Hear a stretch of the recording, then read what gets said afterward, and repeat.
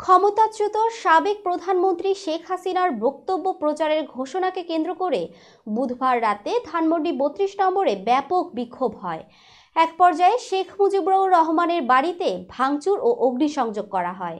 এরপর সামাজিক যোগাযোগ মাধ্যমে ডিফেন্স পাকিস্তান নামে একটি ভেরিফাইড এক্স অ্যাকাউন্টের পোস্টের স্ক্রিনশট ছড়িয়ে পড়ে।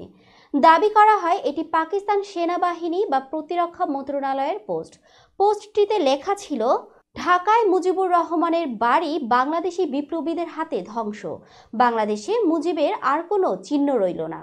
তবে বাংলাদেশি ফ্যাক্ট চেকিং প্রতিষ্ঠান রিউমার স্ক্যানার দিয়ে অনুসন্ধান করে নিশ্চিত করেছে উক্ত এক্স অ্যাকাউন্টটি পাকিস্তান সেনাবাহিনীর নয়। এটি একটি প্রতিরক্ষা বিশ্লেষক ও সাংবাদিক পরিচালিত ব্যক্তিগত প্রোফাইল যা প্রতিরক্ষা ও ভূ রাজনীতি নিয়ে পোস্ট করে। অ্যাকাউন্টটির নামের পাশে ভেরিফাইড চিহ্ন থাকলেও এটি এক্স প্ল্যাটফর্মের পেইড সাবস্ক্রিপশন মডেলের মাধ্যমে অর্জিত।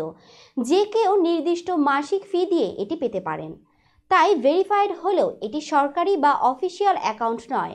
এছাড়া পাকিস্তান সশস্ত্র বাহিনীর ভেরিফাইড ফেসবুক পেজ ও তথ্য ও জনসংযোগ অধিদপ্তরের অফিসিয়াল এক্স অ্যাকাউন্টেও এ ধরনের কোনো পোস্ট পাওয়া যায়নি।